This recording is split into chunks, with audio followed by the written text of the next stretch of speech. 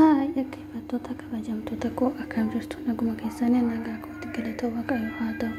Nyaata gosoota gara garaatu jira. Like, share, comment gochuun hin irraanfatinaa. Inni kun dabaaqula afaan Arabiffaatiin kuusaa jedhama jechuudha. Inni kun immoo Itoophiyaatti hojjechuun hin danda'ama. Waraqaan hojjetama afaan Arabiffaatiin. Dinnichi ni jira, kaarotiin ni jira. Keessa kan godhamu garuu roozii fi fooniin maramee hojjetama. Akkasumallee dinnichi xibsiin ni jira. Kottaa nyaadhaa. Biddeen xabbafamillee ni jira.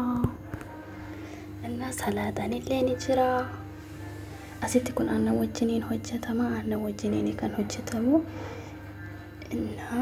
Kottaatti nyaadhaa. Silinjee hunduma keessa nusi waamee jira. Inni kun shoorbaa jedhama. Hin dhugamaa jechuudha. Maaliif ijoolleen biyya arabaa hojjetan hin beektanii? Like, share, comment gochuun na jajjabeessadha. Kottaa nyaadhaa hunduma keessa nusi waamee jira. Like, share, comment gochuun irraanfatinaa. Na jajjabeessuun irraanfatinaa.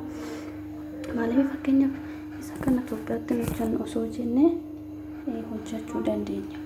Dabaaqula isa jedhamu san Itoophiyaatti. Inni kunis waraqaan kun hin nyaatama. Asitti nyaatama, Itoophiyaatti nyaatama. Naannoo Itoophiyaatti sin hojjenna jennee hin nyaatama jechuudha. Baay'ee mi'aawa dhuga. Dinnichas xabbafanii nyaachuu hin dandeenya.